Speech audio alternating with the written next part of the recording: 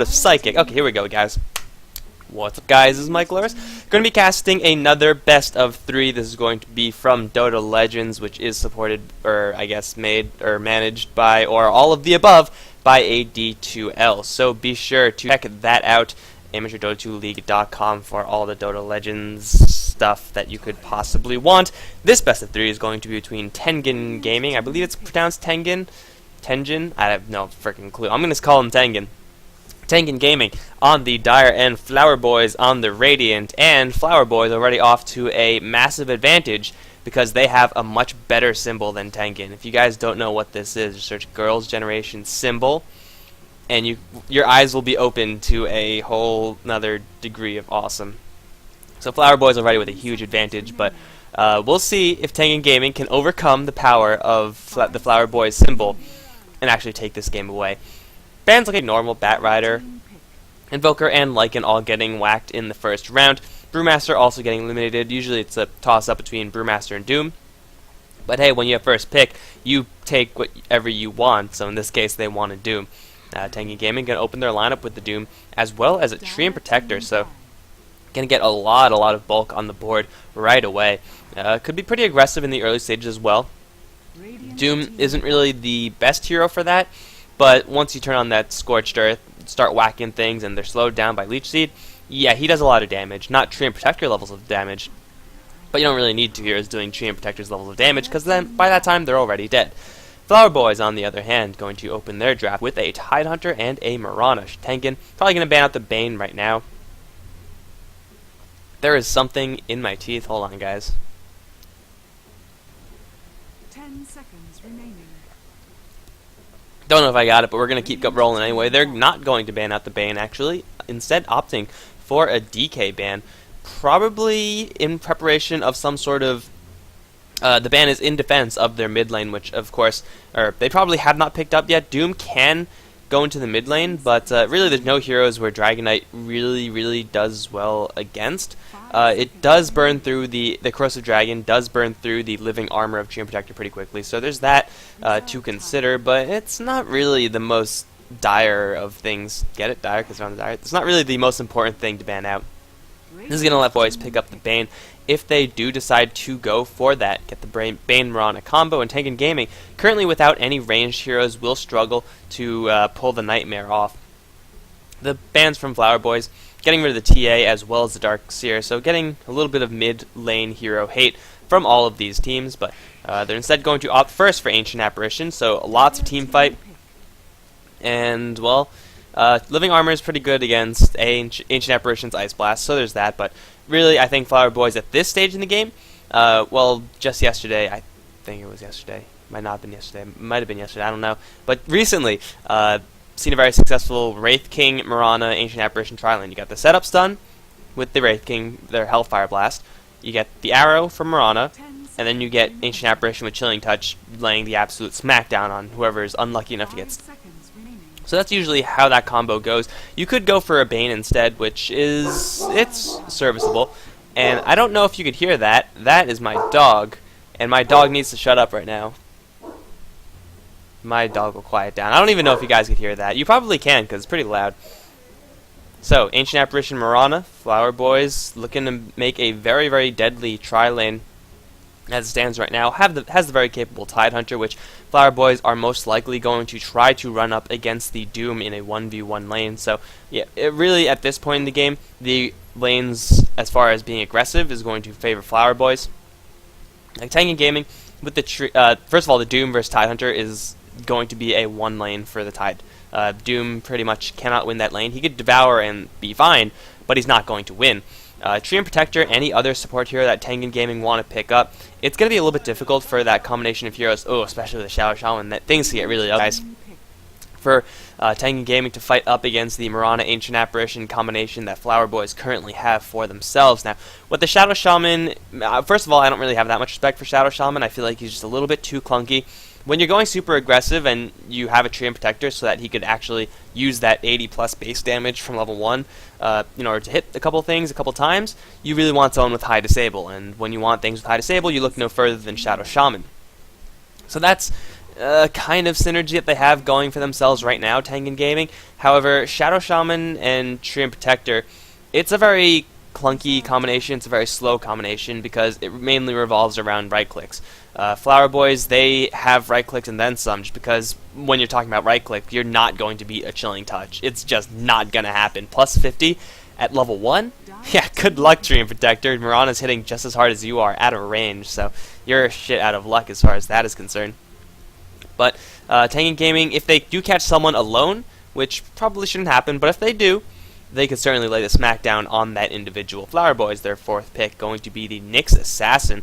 Probably going to be sending that hero, well, it could be a support. It will be a little bit wonky, just because Nyx Assassin is typically a hero that, well, first of all, is usually played on the off lane nowadays, but still a serviceable support hero, so there's that. But also his Impale is pretty hard to land. Not as hard to land as an arrow, but as far as setting up an arrow, you could get things that are a lot more feasible than the Nyx Assassin Impale, just because Nyx Assassin doesn't really have the deepest mana pool. Impale actually doesn't stun for very long. Yeah, 1.27 at level 1. It's no Nightmare. It's no Shadow Demon Disruption. Hell, it's no Shadow Shaman. So, as far as the deadliness of Flower Boy's combination, kind of took a nosedive. Although it doesn't necessarily have to be that way. They could still pick up the Wraith King or Rubik or something like that, and then have an Assassin in the mid lane, Tidehunter solo, Mirana, Ancient Apparition, whatever hero they want in the last role. It would be a little bit melee heavy if they do go for Wraith King, but they will have a lot of spell damage, and their carry is gonna struggle up against the Tinker. But the amount of teamfight and mid-game power that they'll have is definitely going to be pretty big for them. Now, what Tengen Gaming have, on the other hand, the Shadow Shaman, where I think he lacks in a support role, he definitely makes up in the fact that he could push your towers. Like, once he gets to level 6, your towers are going to drop. Mirana Ancient Apparition can pull the aggro and all that stuff, but it's only going to delay the inevitable. Tengen Gaming, also with that 4th pick, Tinker, looking to lock down the map in a big way, and Flower Boys currently without any real great hero to counter that Tinker. The best hero, I think everyone would agree, is the Storm Spirit, and that still could be an option for Flower Boys, though it would force Assassin into a weird role. No longer an option for Flower Boys, as Storm Spirit is now banned out by Tengen. They have the Ancient Apparition, but that's quite honestly not enough, so Tinker is going to be very slippery if he does get a good start. Flower Boys, what is going to be their last pickup? Well, they know that Tinker is probably going to go into the mid lane. There's no great matchup, like no I would beat you 100% of the time matchup versus the Tinker. They could go for something like an OD, which would actually be really good, because I think at this point they're going to be lacking in late game carry. Okay, let me just eat these words that I just said. Lacking in late game carry? Pick a Spectre. Why not pick a Spectre? It's definitely, well, no one's going to dominate the Tinker now. Tinker's going to have an easy time outside of rotations from the Flower Boys squad. But late game is now in the Flower Boys court. Like, they got late game on the lockdown with Spectre. Also is a pretty good hero to deal with Tinker. I mean, once Tinker gets Ethereal Blade, or just a Ghost Scepter, I guess, and or a Sheepstick, Spectre becomes a lot more unhappy. But just being able to see the Tinker wherever he is and then kill him, hopefully with support from the Spectre, is going to be pretty big for Flower Boys. They make their lanes a little bit awkward. I still think Nyx Assassin is probably best in the mid. Mirana's probably going to be a support. The arrow is going to be really difficult to land just because Flower Boys have, outside of the arrow, only one stun. Or rather, one non-ultimate stun. Ravage doesn't really count in that Impale, and that's also hard to land. So it's going to be a little bit awkward for Flower Boys. And Tengen, there's going to get even more bulk in the front lines, going to have that Bristleback. So the majority of their damage, the majority of the Tengen Gaming game plan is going to be revolving around these Serpent Wards, revolving around being aggressive early on with the Living Armor. Flower Boys don't really have any great way to burn through that, no ion shells or poison damage or anything like that. So they'll have to deal with that Living Armor. It's going to be very annoying for them, especially when you slap that Living Armor on the likes of Doom, on the likes of Bristleback. Hell, even Tinker in the mid lane, if he gets jumped by any supports from the Flower Boys side, it's going to be difficult to kill him.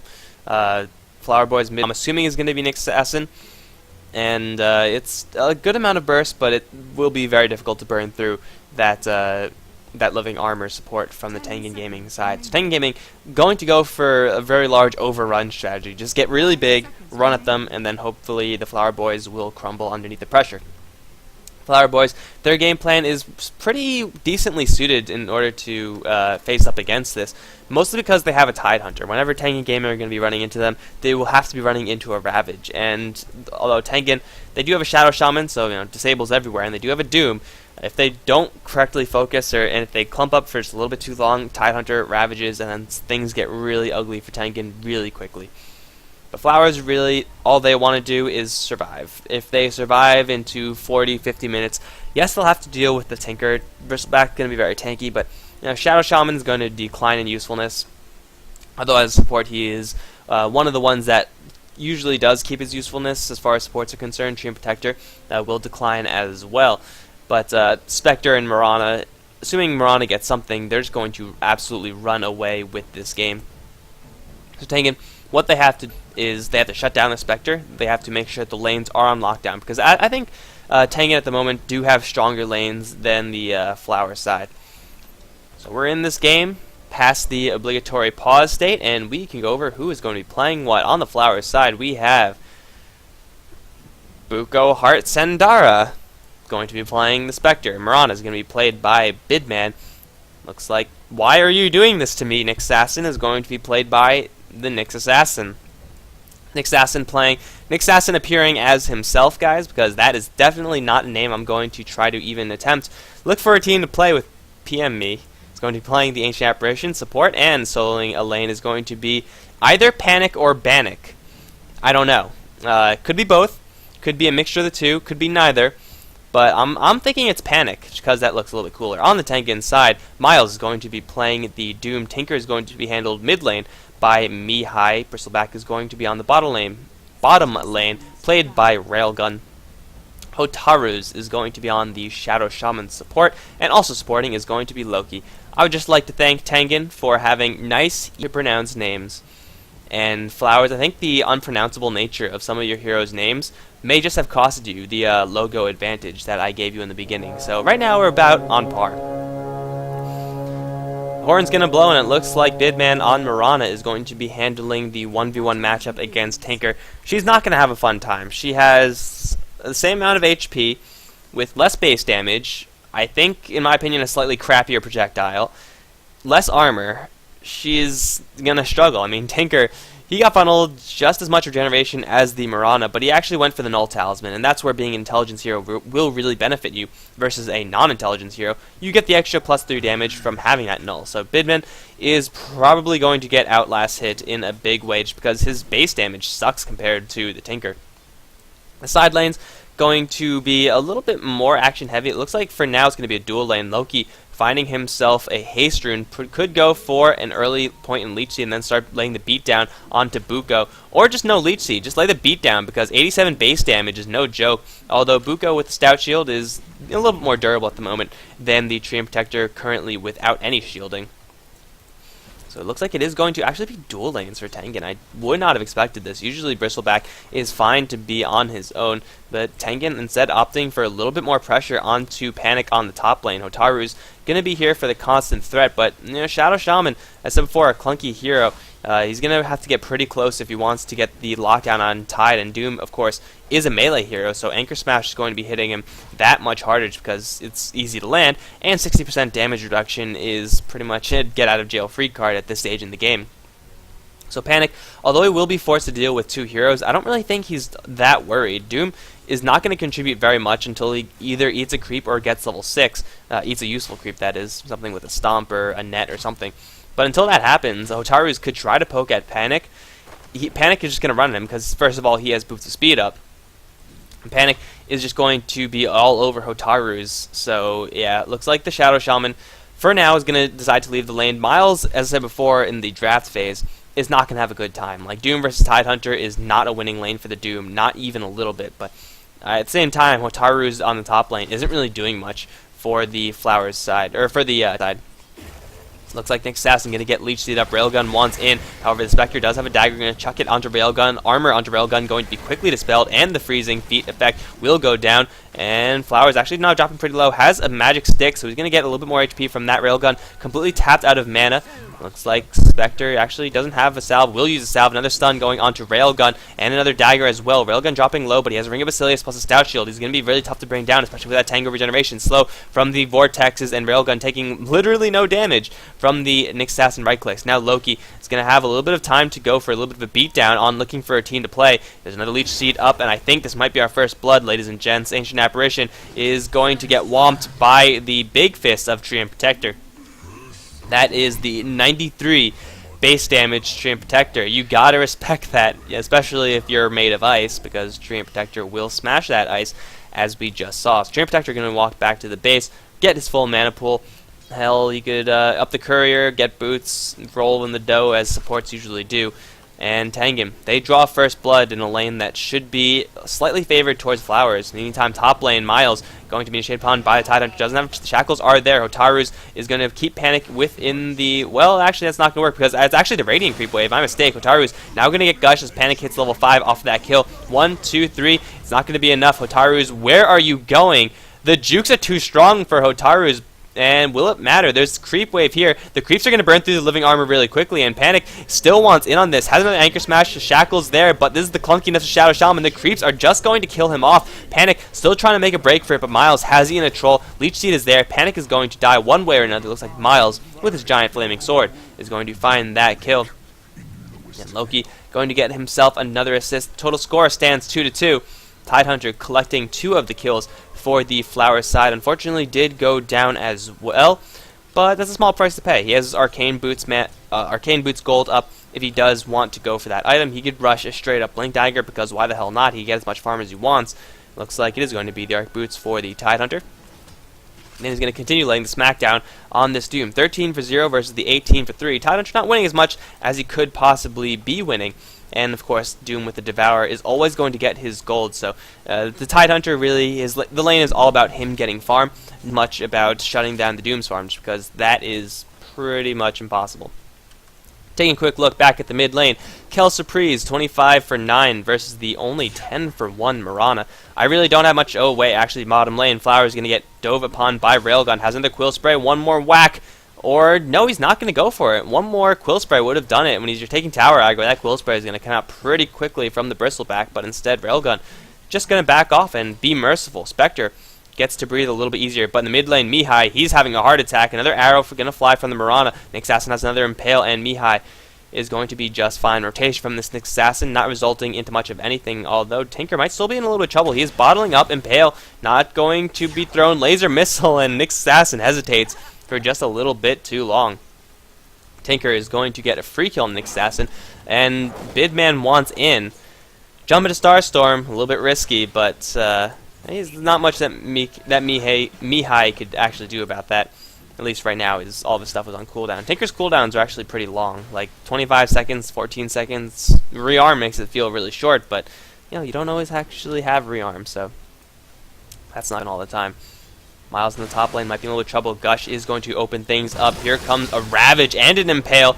Miles is so dead, although Living Armor going to buy himself a little bit more time. He's going to try to hide in the trees, but Panic is all over him. A melee creep as well. Anchor Smash from long range. That didn't look like it was that long. He's going to get the kill on the Doom. Nyx Assassin getting hit pretty hard. He's got to watch out for the Shadow Shaman, but only level 2. One shock, one Shackles is not going to kill the Nyx Assassin, especially with a big old Tidehunter sitting in the area. So he is going to be just fine. But in the meantime, Bristleback finds another kill on the Ancient Apparition. Tengen, they're losing the top lane pretty handily, but bottom lane is just going absolutely fantastically for them. And the Tinker is doing very, very well on top of that.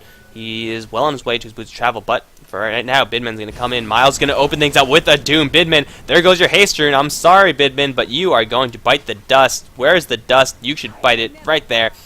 The giant sword is called Dust, and she bit it. Spectre is going to be in a little bit of trouble, actually. Railgun, as long as he doesn't pull the aggro off of the creeps, he could potentially dive the Spectre. He does have the backup of Treant Protector, not only in the area, but also for Living Armor. But once again, Bristleback is opting to play it safe. He's getting a lot of farm in this offlane, where normally he should not be able to get that much farm. 101 also helping him quite a large amount in this game. And Flowers, I said before, Their game plan is simply make it to the late game. As it stands right now, their Tidehunter is absolutely doing work, but they're slowly falling further and further behind, as now 2,000 gold and experience advantage is being held by the Tengen side, the Devour, the mid lane dominance that the Tinker has been showing, and now the fact that he's going to be farming, well, 2-3 stacks of hard and medium camps. His Boots of Travels are going to be coming up at around the 8-minute mark. Again, the only real problem for the Tengen side is that this top lane is getting absolutely destroyed by this Tidehunter, but a farmed Tidehunter is not going to win you the game. Tidehunter needs to be backed up by something if he really wants to do well. Panic, though, is going to spot Hotaru's, as Hotaru's actually leaves his safety of the trees. Stay in the trees. Railgun's going to teleport in, does have a point in Nasal Goo. Who does he want to go for? Wants to go for Panic. Will be really, really hard with that Anchor Smash, plus Kraken Shell reducing their damage, but he's taking a lot of damage from just the Quills alone. The Kraken Shell does proc, and the Quills going to be enough from the Bristleback to take down the Tidehunter. They have slain the Watery Beast. Now, can they get the tower denied? They will not be able to. Hero Siege Creep does take that tower. So Flowers do get a little bit more gold for free, though losing the Tidehunter in the process, not exactly the trade that they wanted to make, because Tidehunter, if he really wants to make a large impact on this game, given his good start, he goes for a Blink Dagger. I don't think there's any better item for him to go for, considering his advantage, so yeah, it's Blink Dagger or bust, and that death really going to hurt him in going for that item. Railgun might be in a little trouble, as Tidehunter does come back in, just happily last hitting it, unaware that there is a Mirana literally right behind him. Arrow, point blank range, can't possibly miss it. It's literally impossible. There it is, gonna tag Railgun, but the Bristleback and the Quill Spray, just too much damage. Ravage is forced out from Panic, and Hotaru's has now got to run, though he does have Shock, plus the missiles, the Impale from the Nyx Assassin from the back. Hotaru's gonna turn around for the Shock Laser onto the Nyx Assassin, but Shadow Shaman a little bit too slow, is gonna die to the creeps. Now Nyx Assassin is on the run. Miles is hot on his trail, gonna throw out a Shockwave, has another Shockwave in 5, 4, 3, 2, Scorched Earth, burning the bug up a little bit more, and Shockwave right before the missiles hit. Doom finds a couple kills on the top lane. Shadow Shaman unfortunately taking one for the team, 1-2-7. That's a pretty decently leveled Shadow Shaman, especially when you consider the fact that the supports on the other end, level 4 and level 6, the Nyx Assassin has a little bit more action than the Ancient Apparition, but Ancient Apparition is really far away from his ultimate, and Shadow Shaman, now that he has his ultimate, can now start to look to take down these tier 1 towers that the Flowers team are currently in control of. Bottom lane should be pretty easy, just because if you go for that as Shadow Shaman, which it looks like he is going right now, the Spectre can't do jack. Spectre will literally be unable to do anything, because those Serpent Wards will destroy Spectre. It won't even be funny or amusing to watch. It'll just be like, you know, watching puppies fight or something. You just feel bad about it. And not like play fight, I mean like go to the death fight. Never have done, but I'm assuming it's not something that most people look forward to. I don't fight puppies, guys. I don't. I just think it will be unpleasant to watch, okay? Jesus, get off my back. 4 heroes going to go down to the bot lane for the Flower team.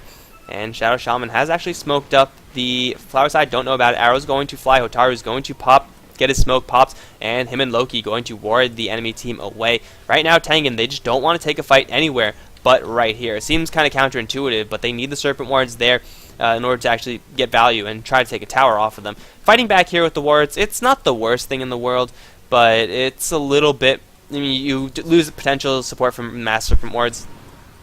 Possibly I'm a little bit too greedy thinking like that, but what are you going to do about it? I'm greedy. That's just the way I am, guys. Railgun on the front lines, tread switching like an absolute boss. And, well, Doombringer going to bring the heat with a mech. They get a leech seed up on Buko, taking a lot of damage. That Spectre, however, Mirana's ultimate for now will save him, but here comes Panic. Does not have Ravage. 8 seconds away from that one. Loki dropping very low. Stars will kill him off, and there's a stun onto Hotaru's. Has dropped the Serpent Ward, doing a lot of damage to this Ancient Apparition. There he goes. Miles going to come in, does still have the mech. Hotaru's dropping pretty low due to Buko. Hotaru's will tag an arrow. Still no mech from Miles, saying, screw you, Shadow Shaman, you're dead. Missile's going to fly through from the Tinker, who has joined this fight, and the only one to walk away, well, Panic, still in the trees, has picked up a Blink Dagger now.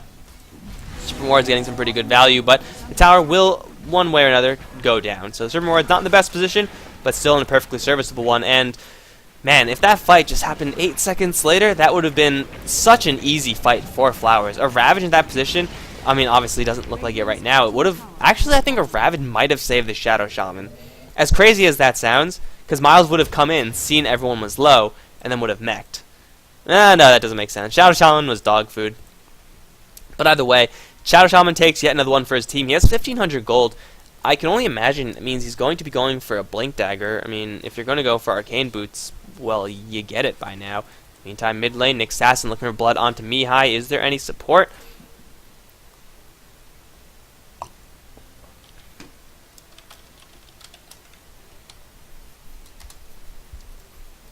It's the door, guys. Classic door. Gotta get the door. Okay, so let's see if they can actually get this kill. There's no Ice Blast in the Ancient Apparition. Arrow will be very difficult to land considering the amount of creeps here. Not the most creeps, but still forming a pretty effective wall for Mihai, so I can't draw when it's... That's a change that can't draw when the game is paused. You can see it on the map, on the mini-map, but yeah. This line right here is a pretty effective wall. So Mihai, how lucky are you? Assassin by himself probably cannot kill this Tinker. There is a 5-level differential here. And Tinker, don't be greed, man. Missiles are going to fly, and it looks like, wow, Bidman's going to drop pretty low from that one. Nick Sasson Vendetta going to time out. Shadow Shaman has his Serpent Wards in another 25 seconds. Once that happens, he with the rest of his team can look to take down some more of these tier 1 towers that Flowers have. Bidman, I think a little trouble. A Doom's not available. Okay. Well, Bidman gets to dodge a bullet yet again, but mid lane already down to 218 HP. Tinker putting some pretty serious heat on this tower. Panic, this time for any pushing, will have a Ravage, which is pretty much the best thing that Flowers could ask for outside of now a level 6 Ancient Apparition. Ice Blast is a skill that, although it does always get better with levels, as skills usually do, level 1 is really all you need from this Ancient Apparition. Gotta lay that Shatter effect down, gotta cancel their HP regen, especially when you have a Doom on the other end with a mech with Unholy Aura, which it's not the most HP regen in the world, but it's something, and then Scorched Earth. This guy's going to be regenerating like an absolute madman, except when you slap that Ice Blast on him. So Tengen, their Shadow Shaman is now 2,000 gold. They're just going to wait for the next push until the Shadow Shaman can get that Blink Dagger. In the meantime, Mihai has picked up a Blink Dagger of his own. Lots of big items coming up from Tengen as they continue to expand the difference in gold and difference in Railgun. He's picked up a Vanguard, so he could be in the face of versus the Spectre versus the Mirana and really not care a whole bunch. His right click isn't really going to be an influence because of the Anchor Smash. So I might as well sit back in the middle of the fight and spray as many quills as possible. So in that sense, I do like what the Bristleback is going for here. It's like Otaru's really scared. He's 50 gold away from his Blink Dagger. This is the worst possible time for Tengen to pick a fight because Shadow Shaman is so close to that item. Oh, dude, back off. Okay, Moonlight Shadow. And I don't know if Tengen spotted that one out. Loki might have with his oh yes, he saw everything. Loki with the Invis Rune, classic Trickster God move, is going to sit there invisible forever. Huh? That's something Loki would do, right? Tidehunter, as I mentioned before, has picked up the Blink Dagger. No real item progression on anyone else from the Flowers side. Spectre has Phase Boots, Ring of Health, pings out like mad. They know where Loki is. Ice Vortex, and instantly into the cold feet. Arrow is going to be off the mark, but he's going to get body blocked by Panic. Loki is, well, just getting outside of the Sentry Ward range. They're going to drop another one, and the Treant Protector does go down in the meantime. Fortification is popped on this mid lane tier 1 tower. It will be denied. Either way, Shadow Shaman now does have his Blink Dagger. Denial does happen from the Ancient Apparition. And it looks like Tengen, well, that's fine because you got another lane. You just go for the top lane. It'll be perfectly man. As long as Tinker continues to get his levels, continues to get the farm, they don't actually have to be too greedy in how much they push. They do have to make sure that the Spectre doesn't get completely out of control. She's been on the bottom lane for quite a long while. Doesn't have anywhere near anything representing a relic. His 1,500 gold could be a Vanguard, but I don't know really how much I like that as for the Spectre right now. Physical damage from the Shadow Shaman wards, the Bristleback, the Doom, it's something, but I don't really know if that's enough. I'd rather see the Spectre stop with any other items and just try to go for a Radiance, because Flowers, if they take a fight right now, they're probably going to be behind. That's just the way the draft works. So they have to just take it to the late game, which is where Flowers are going to be really far ahead, or at least have a much better chance of winning than if they try to get a lot of action happen now. Mihai can jump forward for Spectre, who's going to be forced to haunt. Where is the Spectre going to go? Maybe just pressure the haunt back? Well, no, missiles plus laser, a little bit too late, but Mihai gets tagged with the Ancient Apparition, and that will be it. Shattering in the base. The rest of the Tengen team in the meantime, I think they're actually going to be okay with that, because the Spectre down means that the Shadow Shaman does not have to deal with any Haunt, and he has the Serpent Wards. So tier 2 mid lane tower, Serpent Wards will be dropped for this one. They should be dropped for this one. No, Hotaru's wants top lane. Okay, Miles is going to tag an arrow, get tagged by an arrow right in the back, and Panic's going to jump forward. Living armor onto Miles is going to save him a lot of HP. Ravage will happen, will hit onto 3. However, the mech is going to cancel all of that damage. Miles now wants revenge. He does have a Doom. No more mech available. He just used it. And Tengen are in a very awkward position. Buko is going to throw the arrow. Going to tag Railgun, though not really do much of anything. There's the Doom. Finally, onto the next assassin. Can they kill him off? Here's the Overgrowth. Going to hit onto 4 heroes. Ice Blast, though, going to land the Chilling Effect onto everyone. Serpent Wards going to actually get a perfect trap onto Panic. This Tidehunter looks like he's going to die. It's so far a 2 for 2. Bidman still in the back end. Buko pretty healthy as well. It's going to be a 3 for 2. Flower is going to lose just slightly more. Railgun, he wants more. He has a Vanguard. He's going to tank a tower like nobody's business. Here comes the Tinker, back from the dead. Has a Blink Dagger. Jump forward for more missiles. Laser will land on Bidman. He will not throw it out. A little bit out of range, but it's going to be a 3 for 2 nonetheless. Serpent Wards, once again, a little bit out of range of the tower, but hey, Tengen, if they take a favorable fight, they will be perfectly okay with that. They get back up. They can even go to the top lane. And, well, the tanky frontline hero, as I said before, this Doombringer has a lot of effective HP because of his regen. Not as much once he gets tagged with that freezing effect, but really it's all about this Bristleback on the front lines as an unstoppable force. He's going to go for casual Vit Booster into a Hood, so nothing's going to be stopping Railgun from just charging at the Flower's side. Again, Anchor Smash going to make it so that he's not exactly a large right-click threaten. A large threatening right-clicker. If you speak English, that's how that works. But still, him being in the front lines, laying down Quill Spray after Quill Spray after Quill Spray, it doesn't seem like a lot, but it does add up over time because he is damn tanky right now. 8 armor. You could even go for a plate mail after the Hood that I think he's probably could just be a casual cloak. I mean, when you're up against Mirana and everything like that with Mihai, I'd be in a little trouble. Star's going to drop from Bidman, but the lasers, missiles, and Bidman just now forced out. Ancient Apparition Ice Blast will be slightly off the mark. Mihai, oh, blinking off to the side, and Haunt's going to come in. Mihai is going to get stabbed in the back by a dagger. Spectre getting the revenge, and, well, actually, Treant Protector. That was not a revenge kill. That was just a free kill on the Tinker, plus the Treant dropping to what I'm assuming was just a blink initiation with a, Vendetta. My stream isn't showing a picture. Are you sure? It works fine for me.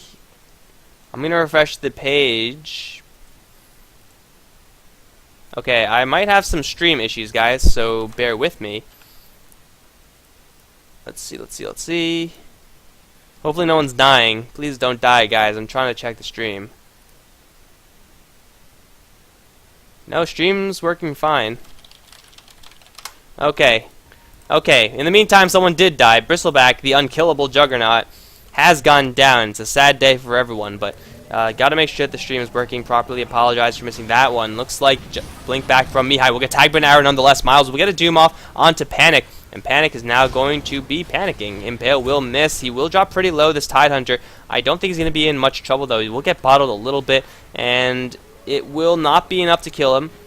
He will be just fine. Nobody panic. Huh? Okay, fine, guys.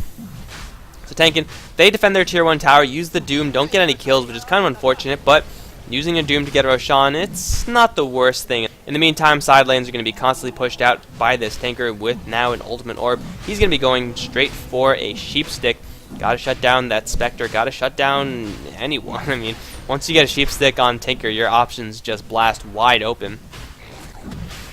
And Roshan now with the goo lowering his armor. Serpent Ward still doing that deeps. He's going to be brought down really quickly in Flowers, so they do have a Haunt right now. It's a little bit too late because Roshan has been claimed. Aegis on the floor. Somebody click it. They can't click it because of these Serpent Wards. There you go. That was a little bit close. I think he had to like change his camera or something, zoom in. And in the meantime, Loki with a gem now, this Treant Protector is going to spot out everything. He does have vision. Oh, it's nighttime. He might not have vision of this Observer Ward, but he will soon. There it is. He now sees the Observer Ward. Now sees a Sentry Ward. Things might get a little bit awkward here. Miles, kill this ward for me. They see me. Alright, Miles is going to be like, alright, Treant, I got the big sword, I'll do it again. Classic Treant. but just a little bit of invisible. Very safe dewarding from the Tengen side. Unfortunately for them, Treant Protector is a fairly easy hero, at least in comparison to some of the other ones, hero to kill on the Tengen side. So if Treant Protector gets focused, the gem could very, very quickly drop on the ground. And Flowers, the gem is going to help them against Treant Protector, and of course, they'll get a vision advantage from that, just as the Tengen side just have gotten from their usage of the gem. But really, the gem not going to be huge for either side. It will benefit Tengen more in the long run because of Vendettas and because of Mirana Ultimate Moonlight Shadows. Looks like the pushing from Tengen has paused for a little bit. Mirana has found enough gold to find herself a Maelstrom. Going to be throwing out some Chain Lightning shortly. And, well, heroes are assembling on the top side. Bristleback is going to be building a pipe for the team. So we will have that one up. Actually pretty quickly. He's farming really, really well. I mean, Tengen, they have a lot of gold per minute, a lot of net worth on all three of the heroes that they really want to have a lot of value on. I mean, Tinker is packing a lot of gold in that bank account, and, well, still Tidehunter, because of the start that he got, is doing pretty well for the Flower side, but pales in comparison to the other heroes on the opposition. He's going to be going for a Refresher Orb, which is definitely going to help Flowers a lot in these fights, but the question is that will 2 Ravages be enough by themselves? Because really, there's 2 Ravages, and they have all their base skills, but Spectre still has, well, there's a Sacred Relic. 23 minutes is not the fastest relic in the world, but Radiance is still coming up and will be up soon, and that's the kind of follow-up they need. They need Radiance on Spectre, they need a Heart on Spectre, or just anything to make her have a lot more durability, because Spectre diving into this, good luck, good frickin' luck. That's not going to go well for you at all. Ice Blast will hit onto Railgun. Hotaru is barely dodging that bullet, and they will take down a free tier 1 tower. Looks like they might want to fight this one out. Miles is going to look to initiate. Doom is going to get... No Doom just yet. He's going to actually throw a Doom onto the Ancient Apparition. Not the hero that he really wanted to Doom, and he will get frozen in place. Assassin off to the side in Vendetta. Everyone invisible on the Flower side. And jump forward, Ancient Apparition level death, and, well, whomped by Loki. Classic Loki move. Jump out of invisibility for 1 hit. If you played Smite, you know what I'm talking about. Loki is an ass. I hate him. But I haven't played that in a long time, so that's another story. Spectre still not remaining part of this game right now. She's playing PvE, although 136 has gotten a couple assists, which is, pretty good when you're Spectre. Really just needs a lot more net worth. 6,900 is not where you want to be as a Spectre in this stage of the game. You want to be on top, and that's just simply not the case. Going to be pressured back, even if she does have her Radiance by this Bristleback. Because, well, now Bristleback has a pipe. If he goes for a Heart, yeah, things are going to get really ugly really quickly. Because Flowers, although they will have a little bit of right-click damage from the Spectre, from the Mirana with the Maelstrom and the Radiance, the problem with that is that they're getting items. What? Hold on. Hold that thought, because we have missiles flying in to a 2-man overgrowth. Miles will get stunned because of the Spike Harris from this assassin. Arrow's going to fly through on Loki, and there goes the tree. Miles dropping really low as well. He's probably going to shatter. There he goes. It's 2 free kills, and it was a trap the entire time. Flowers going to get away with that. But as I was saying, the damage items that Flowers are picking up, the Maelstrom into Mjolnir, the double Ravage, the Radiance, yes, they do increase the damage output of the Flower side, but it's all magical damage. The Chain Lightning, the Radiance Burn, Pipe eats that up for breakfast, and, well, I mean, they will get through the Pipe relatively quickly with the amount of magic damage that they're putting out. There's still no real reason to force Tengen into getting any armor. I mean, the right-click damage isn't that intense, and now Railgun might be in a little trouble, actually. Gonna get hit with the... If he gets, might just be dead, although, no, Pipe. He has an Aegis also, so he's not actually gonna die here. And a blink out from the Shadow Shaman. So Railgun, he's gonna, play a couple games with the enemy team, but he doesn't really have that much to be scared of. Radiance being picked up at the same time as the Scythe of Vice. And Tengen, well, they have level 2 Serpent Wards, but really the creep waves have been pretty much split down the middle for, on average, I would say, for most of this game. Tengen haven't been making any super aggressive movements into taking any sort of towers or whatnot. Even though at this stage of the game, I think not going for tier 2 tower pushes is going to be a mistake. Yes, you will have to go into a Ravage and a Haunt, but you have an Aegis on the Bristleback. You have lots of gold advantage. It's actually starting to bend a little bit back towards Flowers, but you have enough of a gold advantage to feel comfortable about just YOLO pushing, because if you don't, you lose the Aegis. That's a lot of value, but well, Aegis is going to be reclaimed in 30 seconds anyway, so it was a little bit too late. They had Aegis and Mass Serpent Wards. Now they're going to make a push on this mid lane. Railgun will be in the front lines. He's going to get, at the very least, a full restore, or a little bit of regen off of this Aegis. But it looks like Flowers, they're going to stack this tower. Tengen could have done this so very long ago. It just took them all till now to finally bring down that tower, and just like that, Aegis is going to get reclaimed by Roshan. So mid lane tier 2 tower going to be claimed for free by Tengen. I think that is going to be a pretty large cue for them, showing that, hey, we could just do that again. That worked. Let's do it on the bottom lane, then on the top lane, and then take all the towers in the world.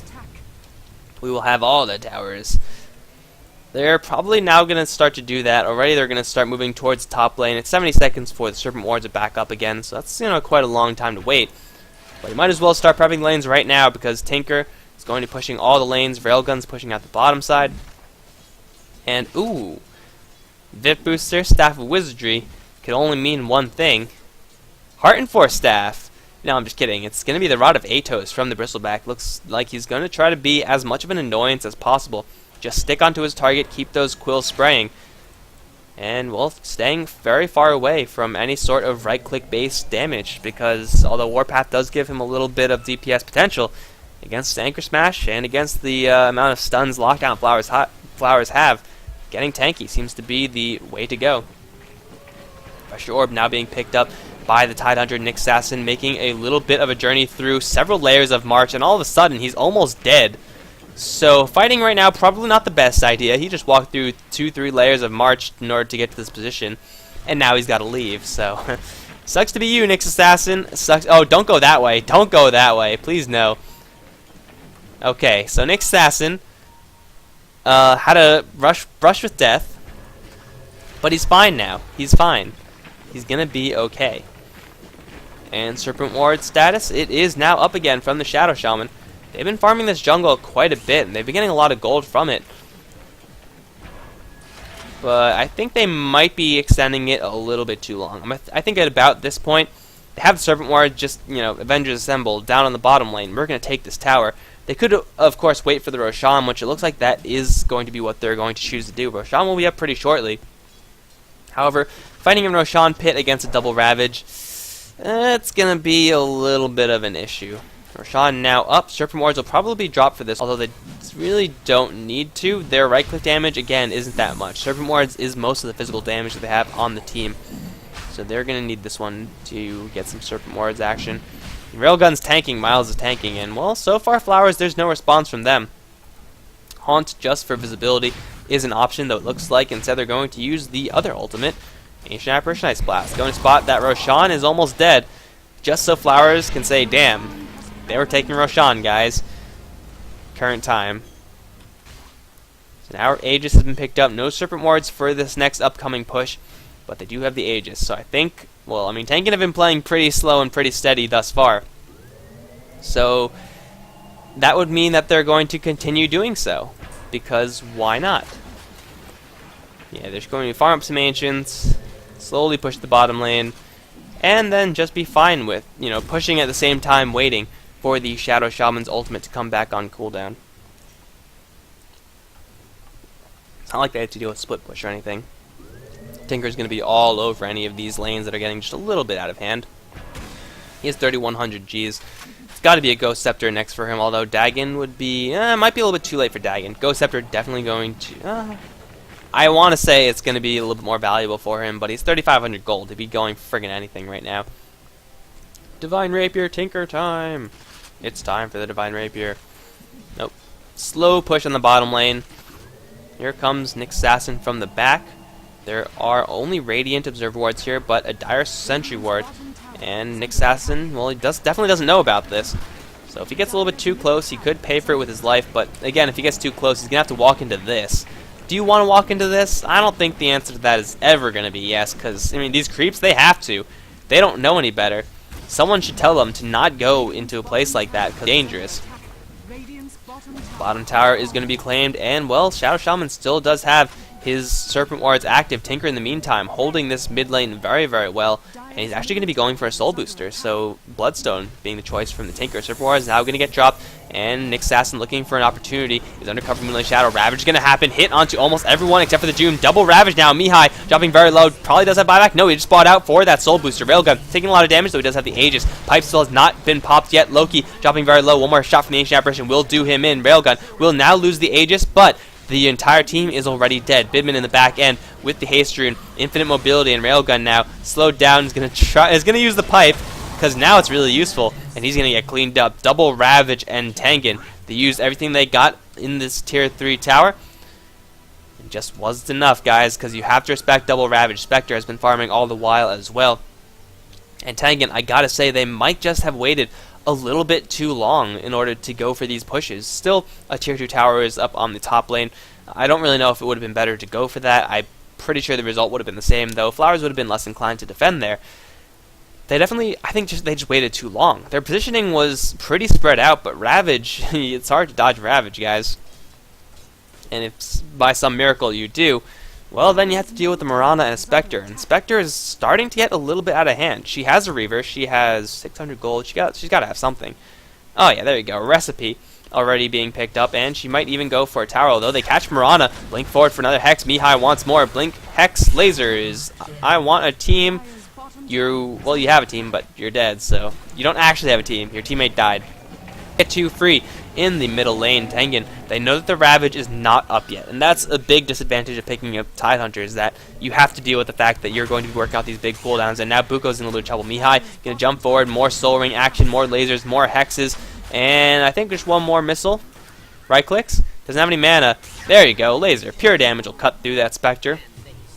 Tinker finds a solo kill on the Spectre in the meantime, who does not have a buyback, was very close actually to finishing her heart, but saved for just a little bit too long. They have Serpent Wards again, and I think they should just be going for the bottom lane. There's not gonna, well, there's gonna be a really narrow timing where the refresher is not gonna be up. There's only gonna be one Ravage, but still, if they get hit with a double Ravage, it's all over. Because last fight they all got hit. They had an Aegis, just wasn't enough. I think you have to put the Aegis on Tinker. I really do, because Bristleback, he's going to be living the longest and not really going to be contributing the most. So by the time Bristleback dies, everyone else is going to die also. So Bristleback is suddenly in a very awkward position. Spectre's still dead for 25 seconds. Railgun going to breach the high ground instantly. There's no creep support just yet, although the Shadow Shaman going to be sure to pull all the creeps back. And, well, by the time they actually want to fight, there will be double Ravage, and we know how that went last time, guys. Let's see if Railgun can actually get the pipe off before that happens. If they do get that off, it will be very different, because one Ravage will be essentially nullified as far as damage is concerned. And 450 damage is no joke. Arrow's gonna hit onto Hotaru's though. There are gonna be no Serpent Wards for this fight. Haunt comes in, Ancient Apparition, Ice Blast gonna fly through. Only has a Railgun, but the Ravage gonna connect onto 2. Has another one. Doesn't have enough mana for it. He's gonna get doomed up. Here comes Loki in the back end, gonna land a 3-man overgrowth. In the meantime, Buko on the backside gonna try to go for Mihai, but Mihai is gonna turn things around. Miles as well as Loki standing pretty strong though. Loki dropping pretty low pretty quickly. Buko on his way out, and by that I mean he might die, but Panic's gonna come right back into the game. Ravage, Railgun's gonna be brought down, and suddenly Miles is all alone. Here comes Tinker once again.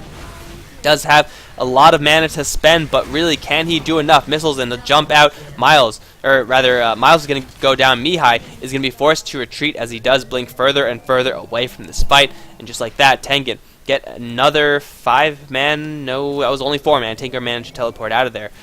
But yeah, no buybacks from the Tinker or anything like that. I don't think any buybacks were expended at all, actually. Tidehunter bought back. So yeah, Tidehunter was dropped, but he did buy back for the second Ravage. Totally worth it. And Tengen are once again unable to crack Raxes. This is where the fact that they have no quote-unquote hard carry is going to start to bite them in the ass, because they have been on a timer for the entire game. Tinker's a devastating late-game hero, don't get me wrong, but there's no one to actually fight and duel the Spectre, especially once Spectre finishes up her heart. Now, Spectre's died once again. That means the heart is going to be that much slower. So she's still not exactly getting the most right-click damage. But the fact of the matter is that if Flowers keep defending as is, they're just going to extend the game longer and longer and longer. And that will not benefit the Tengen side, just because they will not be able to ramp more and more and more. Bristleback going to go for a BKB. Not really the item that you want to have with a pipe, but at this point I think is just a complete necessity. Doom already has his completed Shiva's Guard. I mean, 6-slotted Bristleback is dangerous, as is Doom, but it's a Spectre on the other end. He's a Spectre. He doesn't have to abide by laws or whatever the quote is. I don't know what the quote is, you know, Mass Effect, when you're interrogating that guy and Shepard's like, I'm a Spectre. I don't know. There's some quote there that I'm not quoting or misquoting. But if it didn't work the first and second time, try it the third time. This time the timing is going to be much, much better because Tidehunter doesn't even have one Ravage up yet. So Tide is going to be in a little bit of an awkward situation for another 30 seconds. And Tengen, they know that there's a razor thin timing here. They should know. So do get dropped. And there's the dog again. Hotaru's with the March of the Machines looking for an opportunity to drop his Serpent Wards on this tower, preferably to hit on the melee racks. Well, there's the Serpent Wards, Impale, and Fortification. Everything's being used. Tidehunter now has one Ravage. It will have 2 in 3 seconds. So Tengen, they have Railgun in the front lines. Look at where everyone else is. Railgun is just all on his own. Serpent Wards doing their best on the range raxes, and Railgun is more or less just completely fearless. He doesn't give a damn. Here comes the Haunt, however. If Tengen clump up now, then they will get destroyed. There's a Ravage. Will connect onto 3. Double Ravage going to come up shortly. There it goes. Doombringer going to drop Loki, dropping very low as well. Tinker in the back line will throw out some missiles, but that just will not be enough. He's going to blink away, but he can't blink again if he gets tagged with that Radiance Burn. And looks like he got himself far enough away. They take down the range racks. They bring the melee racks down pretty low, but they lose 2, and those are 2 of their tankiest heroes, and those tanky heroes could not do a damn thing. Loki's going to run into the Nyx Assassin. Looks like there'll be no engagement there. But now Heart is complete on the Spectre. So Spectre, her and... oh, cool. Thank you. Her and her illusions going to be pretty devastating moving forward. Because, well, Spectre's already a huge devastating force. They need Tinker to lay 100% of his focus onto the Spectre if he wants to kill him. And even then, you know, those missiles didn't do jack. No Dag and no E-Blade. And Tinker will get stunned up because of the, I believe, Spike Carapace is the only thing that stunned. Arrow, I think, missed. But Tinker drops, and, well, Loki's here as well. He's got to be praying that he doesn't run into a gem. Looks like for now that prayer is going to be answered. But they're going to lose the tier 1 tower on the bottom lane. About time they lose this tier 1 tower. Flowers, they hold strong, and I said in the draft, if they last until 40 plus minutes, then things are going to start to look up for them. They plow through the tier 1 for the tier 2. Miles going to initiate. Where's the Doom? Going to happen onto Buko. Can they focus down the Spectre in a timely fashion? Looks like the answer is most certainly yes. Spectre is down for the count. Does she have buyback? She does not, actually. 100 gold off of that. So they take down the Spectre, but everyone else going to escape. Miles jumping forward to the Blink Dagger, looking for someone, looking for anyone.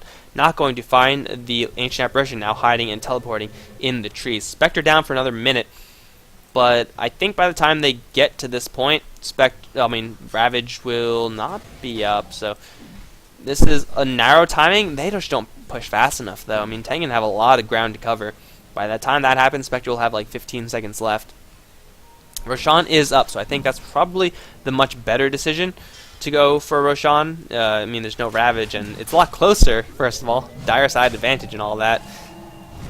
But yeah, Roshan is going to be the target, though they don't have Serpent Wards either, so this is going to be really, really slow, considering that they don't have any damage. Goo will definitely help, but I don't know. There's not much damage here. Ancient Apparition Ice Blast will land onto 2. No HP regen. I don't really know if they care, just because this Goo is slowing down Roshan, plus the Shiva's Guard. Roshan dropping slowly but surely. And Flowers, well, they are nowhere to be seen. So this Roshan is going to be a free one. Once again for Tengen. I believe this is a cheese Roshan. Yes, it is. So Roshan going to be dropping that cheese. But what good does cheese against Ice Blast? I'll tell you. It's nothing good. It's no good. 0 good. It has a 0 value of good. Its goodness value is 0. I'm trying to think of more convoluted ways of saying that. I can't think of any more. By the way, looks like everyone's heading back down towards the bot lane. They'll have to head up against a Spectre with buyback. No, I think she's going to drop if she dies. So, no buyback Spectre, but definitely will be double Ravage. And Doom, well, I mean, if he lands Doom on Tidehunter, things will look up for the Tengen team. But until that happens, Spectre, She could just farm all the lanes as much as she wants, although she will have to respect the Tinker initiation, and the overgrowth is there. Hex, and now starting to perma-hex onto Buko.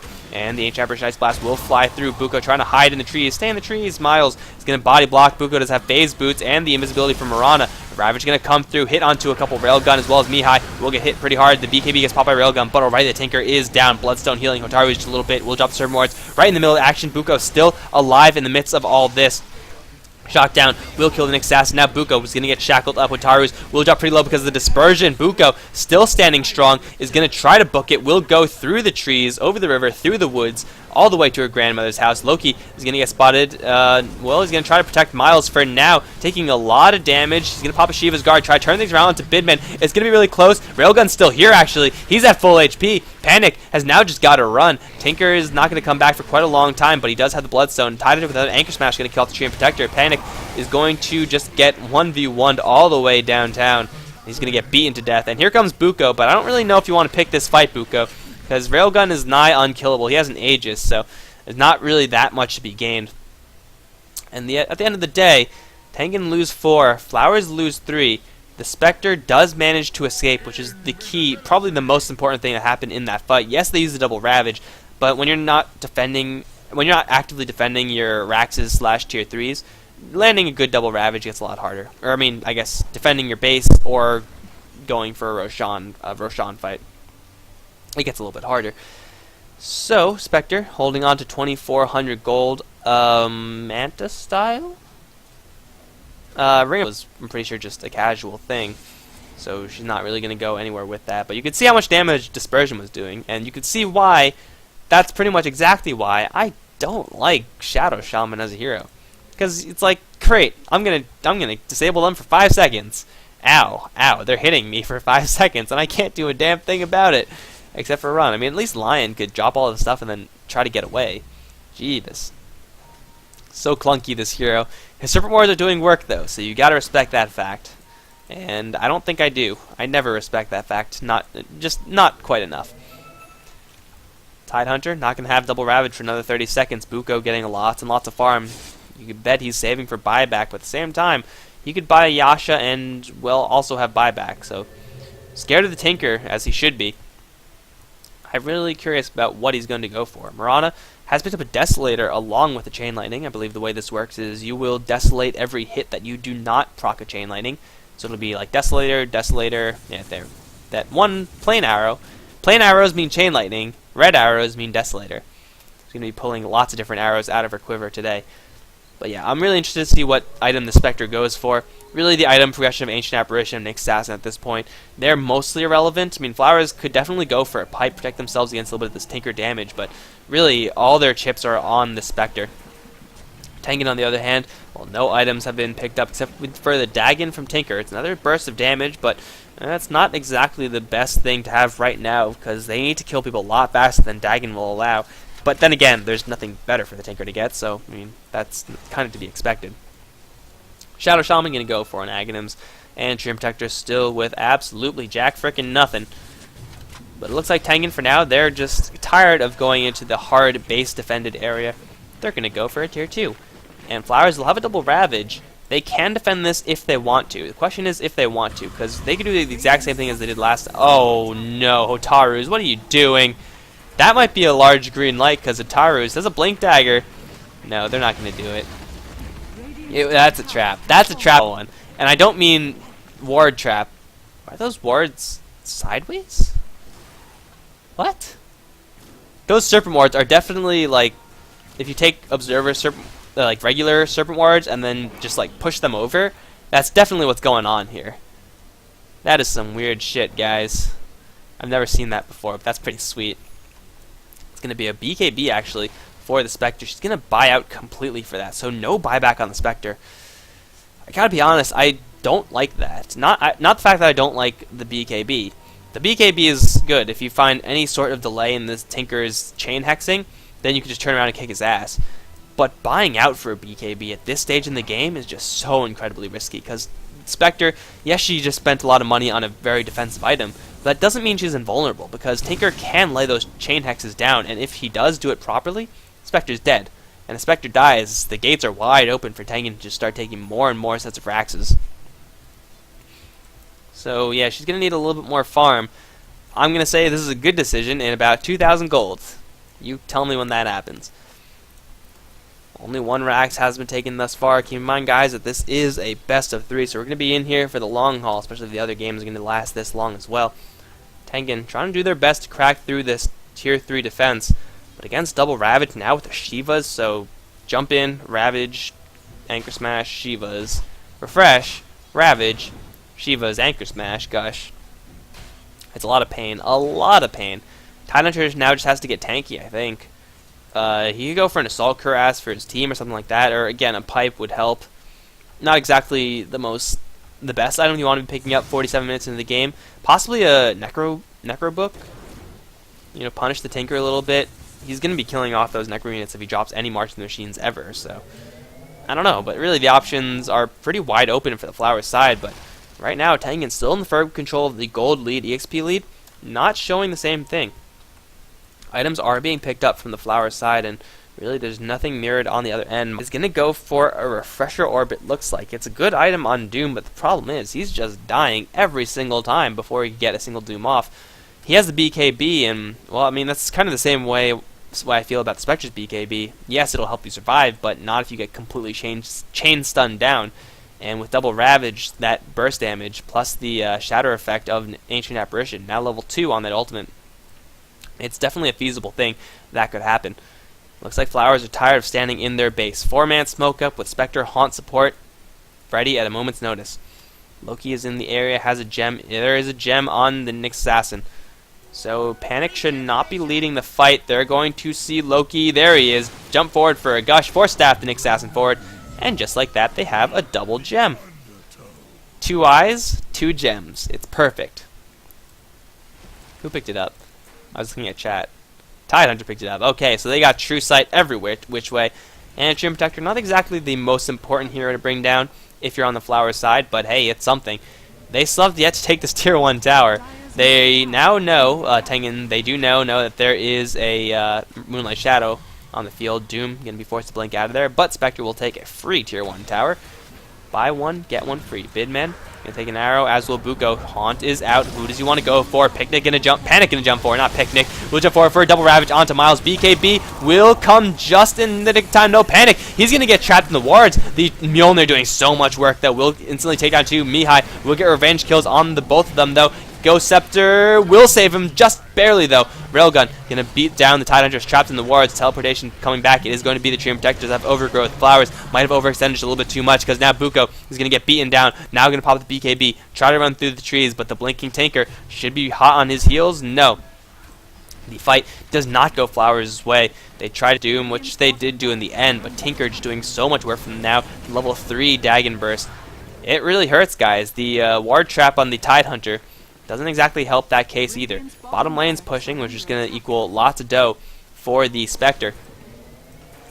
But this Rax might actually go down. They have to pull the aggro right now. Buko's going to get now first text, and the Siege Creeps will take down the rest of the Raxes. Buyback being forced out by Mirana, but you can't even farm these creeps because of this thing. The buyback gold penalty, I guess, is the official name. Tinker late game certainly shining through right here, and it's 50 minutes in. They have a Spectre, but can they be in danger of losing this game? You see that BKB in the last fight did absolutely freaking nothing. Used it to run away, which is not what you want to use a BKB for in any situation, really. Flowers, or Buko rather, just needs to be doing a little bit more damage. Because Spectre, I mean, yeah, the Radiance is hurting and stuff like that, but that's about it. Like, she just does Desolate and Radiance burn. That's it. She needs a Yasha or a Butterfly, and by or I mean and. She needs Yasha, Butterfly, Manta Style. Oh yes, the Spectre is far, far away from 6 slotted, despite the fact that we're 50 minutes into the game. And we're going to have yet another Roshan going the way of Tengen. This is going to be the 4th one in a row. Yeah, I think they got all of them. So every single Roshan is going to be claimed by the Tengen side.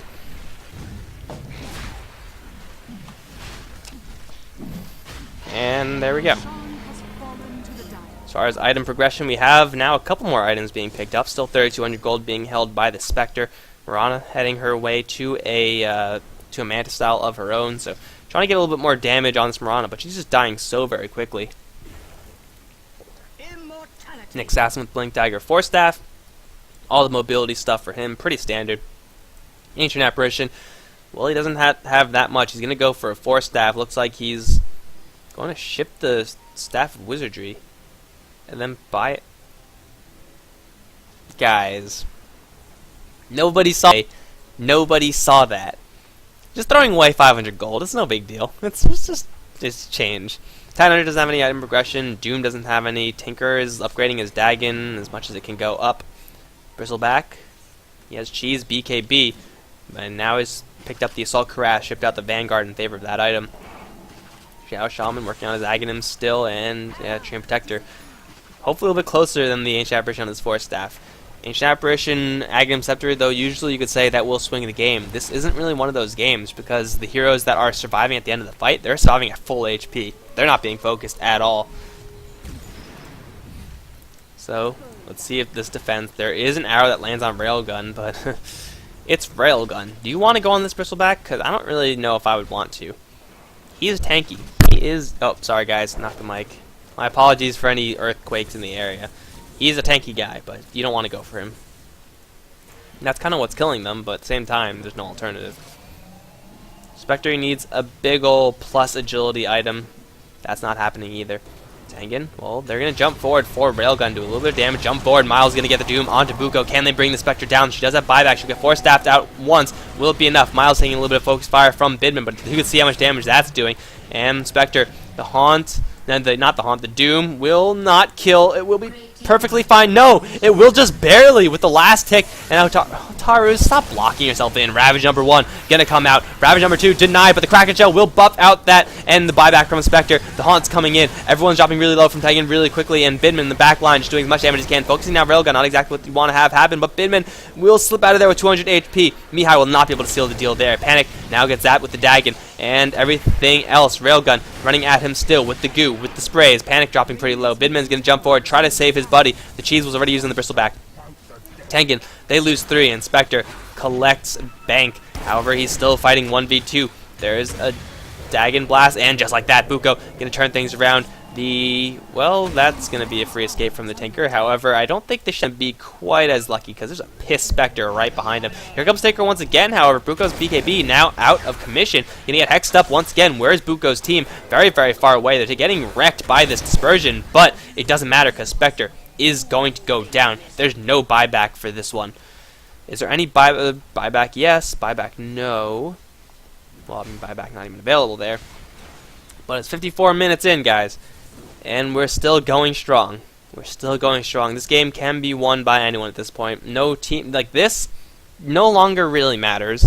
This no longer really matters. It's all about the positioning. It's all about how much work can the Spectre do. Who gets hit with the Ravages? Because in that last fight, Tide landed two 5-man Ravages.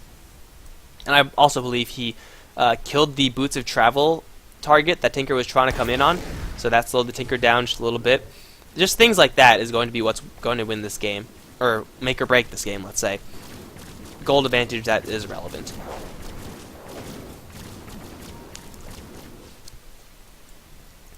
Bidman starting to do a little bit more damage. He picks up the Yasha into Manta style. Again, the problem is that Spectre is just not doing that much damage. Heart of Tarrasque Radiance, that's a great build, guys. Like, it's beautiful. For 25-30 minutes into the game. 55 minutes and you only have a BKB to show for it? The Spectre needs just so many more items. And, well, this is Tengen with all the gold in the world trying to fight up against Flowers with the hero advantage. And it's not a situation you see all that much because, first of all, Spectre's not exactly a common hero. But also to get to the situation, a lot of things had to have gone in a very specific way. Panic. I just realized that before I said picnic, because, you know, like, the stream's down, picnic. Guys, Twitch it's ingrained into my head. There's no way around it. It's impossible. Now, Bristleback. Gonna go for a heart. What did he get rid of? He had cheese, so I guess it's just his last item. Yeah, Bristleback's gonna be really hard to kill, especially if he has his back turned. Suddenly he has like 70 armor when that happens. Hotaru's going to get tagged with an arrow, but Serpent Ward's already going to get dropped. Bidman will do his best to try to clear them off. Scott blinking anyone's. Ancient Apparition Ice Blast will fly through and miss, so ultimates being expended on both ends. However, these Serpent Wards will get some free damage onto the tower. And Railgun on the front lines. He doesn't really care. Here comes a stun from Nixas, and this is exactly how last fight started. Railgun dropping pretty low pretty quickly. Panic gonna jump forward. However, he does not have a Ravage. He's gonna get doomed up. Where's the Kraken shot? I don't even think it works with on Doom. Nothing works on Doom. Doom to the front lines. Huge overgrowth from the Chain Protector. Tengen gonna get a crack through the tier 3. Panic needs his Ravage and needs it right now, but the Doom, it's just a little bit too overpowered. Panic, does he have a buyback? You bet he does. He's gonna teleport right back into this fight. Gonna try to jump in for a Ravage. Where is it? He's gonna pop it off, but only hit onto a couple, and they're gonna try to focus down Miles. They will be able to do so. Hotaru's gonna jump forward for another Hex onto Buko and try to focus down the Shadow Shaman. Marana's doing a lot of the damage, in fact. And Tinker's going to jump right back into this fight. Bidman going to hex up once. Lasers, missiles, Dagon Blast is going to do it. It's going to be a domination streak for Mihai. Now in the Ghost Scepter will escape. Nothing Buko or Panic can do. Railgun on the run now, but the tier 3 tower has been taken. That's it, however. Railgun on, still trying to make it out. Mihai going to teleport right back into this fight.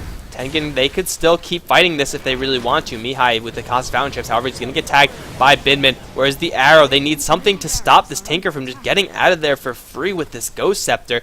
It's absolutely disastrous, and that goes back to the fact that, again, they only have one non-ultimate stun. You can't waste a Ravage for that. This is not going to happen. The arrow is not being used for that. The Impale, well, Nick Assassin is dead most of the time, so that's not going to happen. And now Buko going to face the wrath of a Ghost Scepter. Or an Ethereal Blade. It was already a Ghost Scepter. I guess you do feel the wrath of the Ghost Scepter when you pick up an Ethereal Blade. But yeah, this Tinker is going to be dishing. He has about 1,000,000 mana regen per second. And the fact that he could just safely leave and go to the fountain for a couple seconds and then come back into the fight. Oh, things are looking pretty ugly this game. But we're still quite a ways away before this is actually over. Oh god, this is gonna 20 minutes, isn't it? That fight was about as bad of a fight as Flowers could have. Tidehunter was doomed, and that is the worst possible scenario in every single fight leading up to this. Every single one. The Ravage that Tidehunter has used has hit the Doombringer with no BKB. A Doom on the Tidehunter means that the rest of the Tengen team can just run wild, because they don't have to fear that large AoE stun. Again, there's only two stuns that they do have to fear, Impale as well as Arrow, and well, those are not exactly the most threatening, especially when you compare that to a Ravage. So if Doom continuously land his ultimate on the Tidehunter, then Tengen could go again for the mid lane, try to crack another set of Raxes, because bottom lane, I mean, one set of Raxes is great, two is even better, but really the game isn't over until they have Megas, and even then, actually I think it is pretty over once they have Megas. Flowers, I don't think they could defend against Mega Creeps. I mean, they can defend against Mega Creeps, but not Mega Creeps and Tengen pushing in. That's just a little bit too much, I think. And Marana's had enough. I think we've all had enough, guys. Let's call it. Let's pause this game here. We'll load it up tomorrow.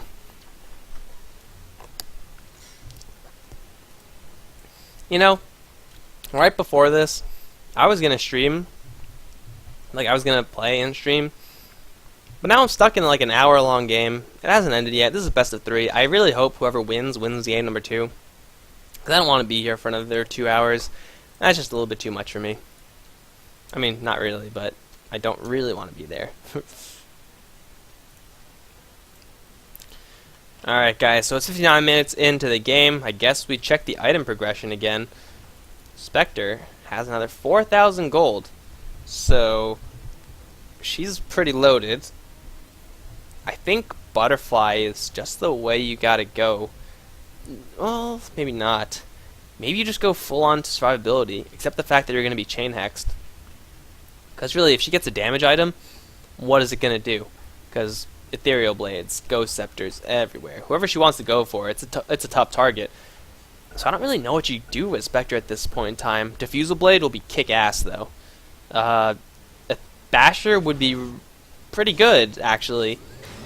I think this might be one of the few times where I could recommend a Basher on Spectre, but when Tinker is getting away, you've just got to stop him. Yes, he is going to be ethereal, but maybe Diffusal Blade and Basher. And then Abyssal Blade, and then Diffusal too. That's your 5 slots. And then Boots. I don't know. Spectre probably doesn't know either. She's just farming up just a little bit more. I mean, butterfly evasion won't really help this game. It's all about that spell damage. And, well, railgun right on the front lines now. Gonna try to crack this melee rack. Serpent wards do get dropped. All in range of this melee racks. Fortification is available and will be used. But can they clear off all these Serpent Wards and force everyone back? Haunt is going to be used to cancel any Blink Dagger shenanigan in the back end. Panic's going to jump forward for 1 Ravage, catching 3. Going to go for another Ravage, catching another 3. Ancient Aperture Ice Blast will come through. Mihai will get blown up. He does have buyback, and he will use it to jump right back in this fight. Bibden dropping really low as well, is doomed up, and Buko's getting focused by Railgun. Buko's down, will buy back, though doesn't have any more Haunt. Panic still alive, but the rest of Tengen overrunning the Flower side. Spectre's alive, but Panic can get shotgunned down by Mihai, and Spectre's the only one to survive. Mid-Raxes have gone down, and GG has been called, guys. 60 minutes, 40 to 43. A really, really close game. As much as I love close games, I think I like shorter, cleaner games a little bit better, but that's not going to be the end of this set, guys, because this is the best of 3. So we have up to 2 games left. Hope you will join me for those other 2 games. We'll be right back with those 2. And yes, Gem is right there. So yeah, hope you guys enjoyed it and hope you stick around.